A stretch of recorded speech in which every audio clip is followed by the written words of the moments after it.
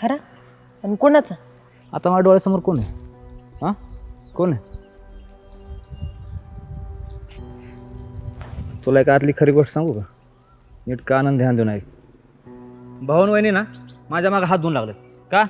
तर मी तेजीला बोलावं, तिला पटवावं, तिच्यासोबत लगीन करावं म्हणून. पण मी काय करतोय? मी तुझ्या मागं लागलो, तुला पटवतोय, तुझ्यासोबत लग्न करायचा विचार करतोय. आता तूच विचार कर, मी हे का करत असेल?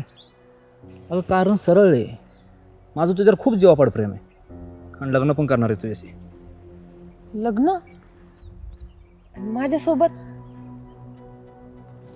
हे दिसतंय ना, लग्न झालेलं आहे माझं. मला त्याचा फरक नाही पडत. तू फक्त हो बोल.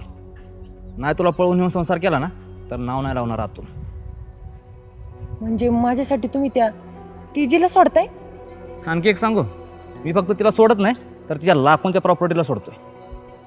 तुला माहीत नसेल, ही एकुलती एक आहे तिच्या बापाची, ढीक प्रॉपर्टी तिच्याकडे. ही नदी आहे ना, तिच्या पलीकडची कितीतरी एकर जमीन तिच्या नावावर आहे. पण मी सगळं सोडून तुझ्या पाठीमागं लागलो.